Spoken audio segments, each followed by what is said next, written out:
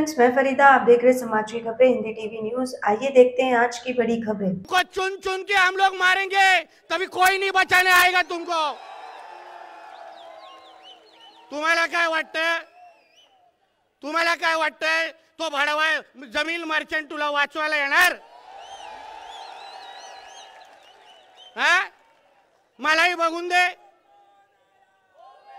थांब रे जरा, त्याचा उगाच कशाला बाप आठवून, त्याच्या किती बाप आहे त्यालाच माहित नाही। एक ते ह्यांचे काढतात 10-10, 15-15, त्यांच्या वरच्याला बुचत लावायचा विसरला येताना। कशाला यांचे बाप आठवण करतात भडव्यांचे? मलाही बघायचं होतं त्या जमीन मर्चंटचे कोण माणसं इथे आले असतील, त्या भडव्याला सांगून टाका आता एकदा होऊनच जाऊन दे। मग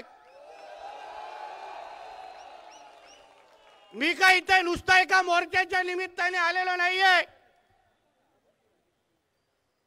त्या लोकांना आठवण होऊन दे की हिंदुत्वादी विचारांचे सरकार आज महाराष्ट्रामध्ये आहे। पोलिसांना पण सांगेन, प्रशासनाला पण सांगेन, तो जमीन नंतर नाही वाचवायला येणार। फोन ऑफ करून टाकणार तो, मला माहिती आहे। कोण दुसरा मग नाही वाचवायला येत। तुम्ही आमच्या इकडच्या हिंदू समाजाला अगर भीतीमध्ये ठेवलं, इकडे अगर माझ्या हिंदू समाजाला तुम्ही जगून दिलं नाही, तर मग एक दिवस इकडली परिस्थिती आम्हाला बदलायला लागेल। पोलीस बांधवांना अगर काय अडचणी असतील, तुम्हाला अगर त्या लोकांना काय करायचं नसेल, तर मी तुम्हाला विनंती करतो, चला आम्ही वरिष्ठांचा विनंती करतो आणि तुम्हाला 24 तासाची फक्त एक सुट्टी देऊन टाकतो। फक्त 24 तासाची सुट्टी देतो। डोळे बंद करा। 24 तासानंतर नाही मालवणीमध्ये भगवा दिसला तर नावाचा नितेश राणे नाही। काय होत नाही बाजूला मी तुम्हाला सांगतो। अरे आपली संख्या बघा, आपण एवढ्या संख्येने अगर बाहेर निघालो, तर मुंग्यांसारखे चिरडून टाकू, या लोकांना दिसणार पण नाही।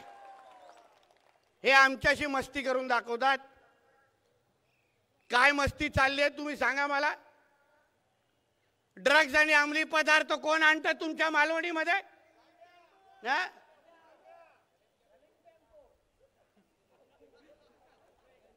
अरे नाव माहिती आहे तर पाय काढून आण ना त्याचा। नाव माहिती आहे ना, घेतोस काय नाव? त्याचा पाय काढून आण, तुझ्यावर केस होणार आहे, चल माझी जबाबदारी। मग नाव सांग तू। आपण नाव सांगत बसलो ना, म्हणून हे त्रास झालेला आहे आपल्याला।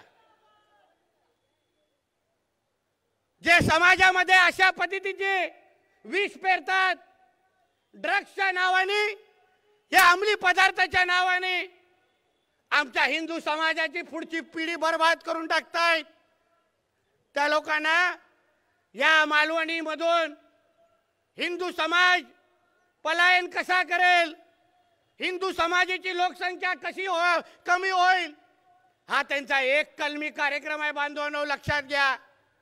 त्यांना माहिती आहे तुम्हा लोकांना जास्त त्रास दिला, तुमच्या समोर बीफची दुकानं उघडली, तुमच्या समोर 5-5 वेळा बोंगे वाजवले, तुमच्या समोर अगर हे लोकांनी तुमची मालवणी राहणार नाही, मालवणीचं नाव बदलून कुठला तरी मुझफ्फरनगर करून टाकतील आणि तुम्हा लोकांना सगळ्यांना बाहेर काढून टाकतील।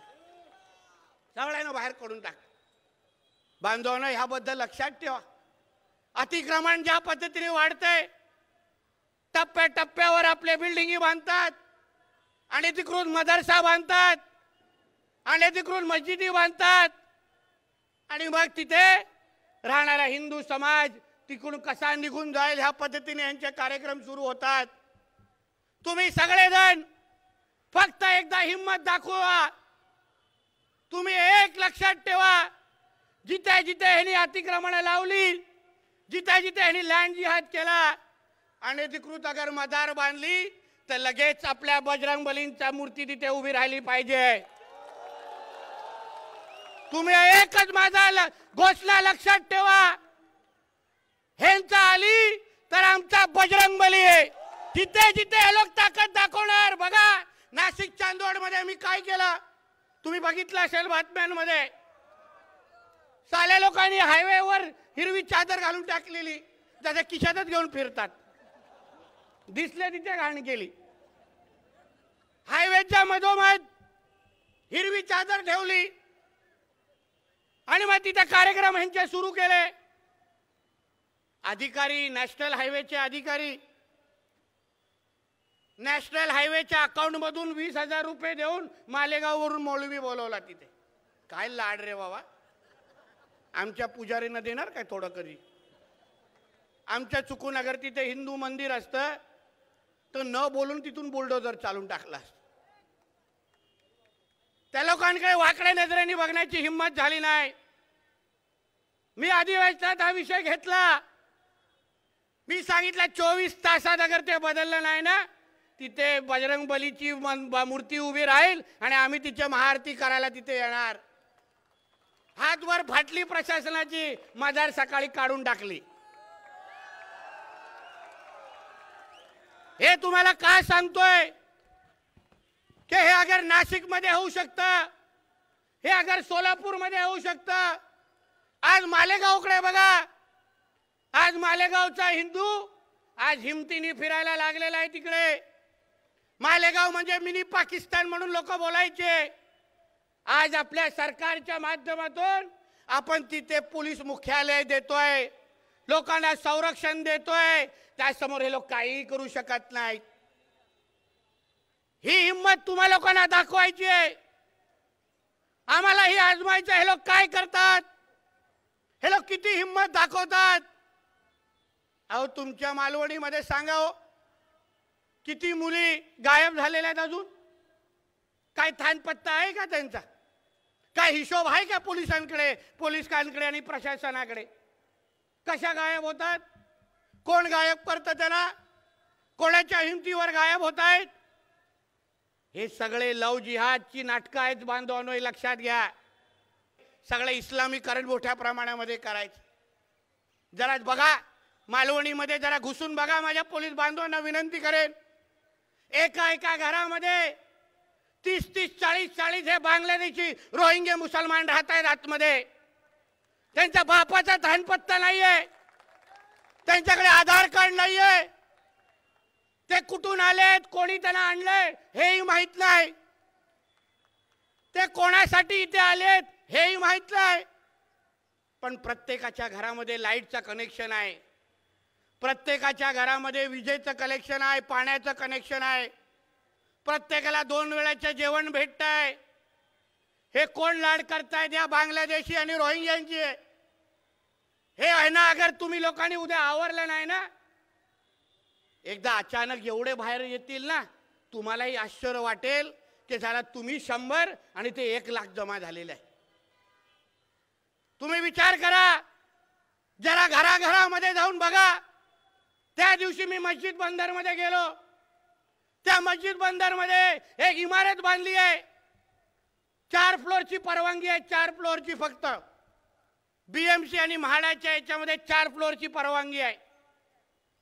आणि 4 फ्लोअरच्या नंतर बॉल बेरिंगवर 13 माळे बांधलेले आहेत. 13. आणि त्या बिल्डिंग मध्ये राहणारा जो मूळ मालक आहे त्या लोकांना रिपेअरच्या नावाने ट्रान्झिट मध्ये ठेवलेलं आहे, जे सगळे हिंदू आहेत. आणि मग हिंदूंच्या नावाने म्हणजे रेजिस्टरवर सगळे हिंदू आहेत, पण त्या 13ही माळ्या फ्लोअर मधच्या बिल्डिंग मध्ये सगळेचे सगळे बांगलादेशी राहत आहेत. मी त्या दिवशी त्याला जाऊन बघितलं. त्या बिल्डिंगला बोलवलं पोलिसांना, म्हाडा अधिकाऱ्यांना, बीएमसीला बोलवलं. मी पोलीस बांधवांना विचारलं की इथे जे 13 फ्लोअर मध्ये हे जे राहत आहेत बांगलादेशी राहत आहेत, तुमच्याकडे त्याची नोंद आहे का? कुठून आलेत, कोण आलेत माहिती आहे का? पोलीस बोलले आम्हाला माहितच नाही. म्हणजे विचार करा. आणि तिथे मस्जिद बंदरमध्ये घाबरवतो कोणाच्या नावाने? तर दाऊदच्या नावाने. तो भडवा बसलाय पाकिस्तानमध्ये. हा, तो भडवा जिवंत आहे मेला आहे तेही माहित नाही आणि राग त्याच्या नावाने देत आहेत. मेलावाले चाल असेल तो त्याच्या पाकिस्तानचा. हे जे बाहेरून आलेले जे मतदार तुमच्या मालवणीमध्ये आहेत, ज्या रूम मध्ये जे 30-30, 40-40 लोक जे बांगलादेशी आणि रोहिंग्या मुसलमान जे राहत आहेत, त्यांना अगर तुम्ही वेळेत खाली केलं नाही तर आम्ही मग त्यांच्या घरात घुसण्याचा कार्यक्रम करणार. मग त्या लोकांचे दोन्ही हात पाय काढून त्या लोकांना बांगलादेशला पाठवणार. तुम्ही मग काय आम्हा लोकांना बोलायचं नाही की हे प्रशासन किती आडवं येतं आमच्या विरोधात. या वर्षाची रामनवमीची मिरवणूक, या वर्षीची हनुमान जयंतीची मिरवणूक, हे सगळ्या त्यांच्या मस्जिदीच्या समोरात निघणार. थांबवायची तर हिंमत दाखवा आम्हाला. आम्हाला बघायचं किती हिंमत आहे तुमच्या लोकांमध्ये. जो नियम तुम्हाला लागतो तोच नियम आम्हालाही लागतोय. आमच्या अगर मिरवणुका वेळेत निघत असतील तर मग तुमच्या मिरवणुकीमध्ये हे सगळे लाड नको. म्हणून हे सगळे जे विषय आहेत, असंख्य विषय इकडच्या बिचाऱ्या पीडित लोकांनी आज मला दिलेले आहेत. इथे जो साईराज गुरियापाडा SRA हाऊसिंग सोसायटी आहे, 172 माहीमवरून मुसलमान बांधव आणून तिथे त्यांना वोटर केलेला आहे. 172. कोण हिशोब घेणार याचा? कोण विचारणार त्या लोकांना की बाबा तुम्ही कुठून आलात? ते राहतात माहीम मध्ये, मतदान येते त्या लोकांचा तुमच्या इथे. अशाच पद्धतीने गुरियापाडा वॉर्ड क्रमांक 47 तिथे पण SRA मध्ये बाहेरच्या या जिहाद्यांना आणून तिथे ठेवलेला आहे. कुठलाही हिशोब नाही. पोलिसांनी आवर्जून ऐकावं. ही माहिती आहे आमच्याकडे येऊ शकतात तर तुमच्याकडे काय येत नाही?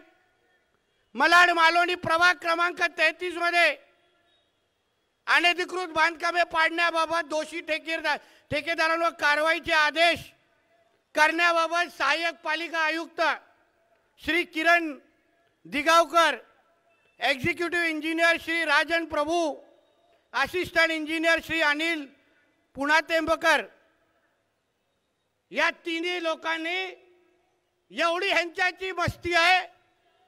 हे लोकांना आपला वडापाव आणि कांदा पोहे चालत नाही, कारण की ह्यांच्या पोटात फक्त बिर्याणीच जिरते. हे लोकांना दाढी कुरवळण्याशिवाय हे लोकांना रात्री झोपच लागत नाही. एवढे साले लाड या जिहाद्यांचे हे लोक करतायत. आणून त्या लोकांना इथे बसवतायत. ह्या लोकांना सांगेन तुमच्या सगळ्या प्रॉपर्टीची पण माहिती आमच्या लोकांकडे आहे. तुम्ही किती घरामध्ये येऊन किती मोबाईल घरच्या आल्याला दिलेले आहेत ना, त्याचा पण हिशोब आहे. कुठे कुठे घरं घेतलेली आहेत तेही या काळ्या पैशाने, याचाही हिशोब आमच्याकडे आहेत.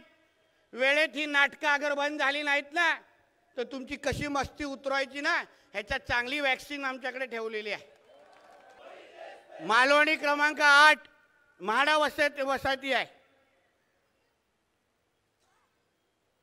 तिथे एक 50 वर्ष माणसाने एका लहान मुलीचा बलात्काराचा प्रयत्न केला. कोणीही तिच्या संरक्षणासाठी पुढे आलं नाही. पोलिसांनी काहीच केलेलं नाही. अशा पद्धतीची असंख्य माधव अपार्टमेंट, छेडा कॉम्प्लेक्स, मालवणी, मलाड, मुंबई या ठिकाणी हजरत अली मस्जिद आणि मदरसा यांच्याद्वारे गृहनिर्माण संकुलांचा, रहदारीचा रस्त्यावर बेकायदेशीर अतिक्रमण केलेलं आहे. हे पालिकाला दिसत नाही. माहीत नाही काय त्या लोकांना? त्या मर्चंट बडव्याला माहीत नाही. आम्ही लोक आलो इथे सगळं माहिती आहे. पण बिळात लपलं असेल. आज 4 चौथ्या किंवा 5व्या बायकोला सांगत असेल आज बहुत डर लग रहा है भाई, आज बाहेर निकलूंगा तो वापिस आने का चान्स बहुत कम है. म्हणून असा धाक 365 दिवस हिंदूंनी ते ठेवला पाहिजे. लक्षात ठेवा. ठेवणार की नाही? घाटकोपर मध्ये त्यांचा कोणतरी मुफ्ती नावाचा कोणतरी आलेला भडवा त्यांचा काय बोलला तो? घाटकोपर मध्ये चेतावणी देऊन गेला आपल्या लोकांना. बोला कि तुम्हारा वक्त आया, हमारा दौर आएगा, गेला बरोबर जेल मध्ये। क्या आप भी एक पत्रकार हैं या शुरू करना चाहते हैं अपना करियर मीडिया फील्ड में? क्या आप में जुनून है समस्याओं को उजागर करने का? क्या आप में जज्बा है लोगों को न्याय दिलाने का? तो आज ही जुड़िए देश के तेजी से बढ़ते news network right to information समाज की खबरें न्यूज़ एजेंसी के साथ। राइट टू इन्फॉर्मेशन समाज की खबरें न्यूज़ एजेंसी एक नेशनल हिंदी चैनल है। हमारे टीम में 100 से ज़्यादा रिपोर्टर्स काम कर रहे हैं। आप भी जुड़िए राइट टू इन्फॉर्मेशन समाज की खबरें न्यूज़ एजेंसी के साथ और बनाइए पत्रकारिता में अपना सफल करियर।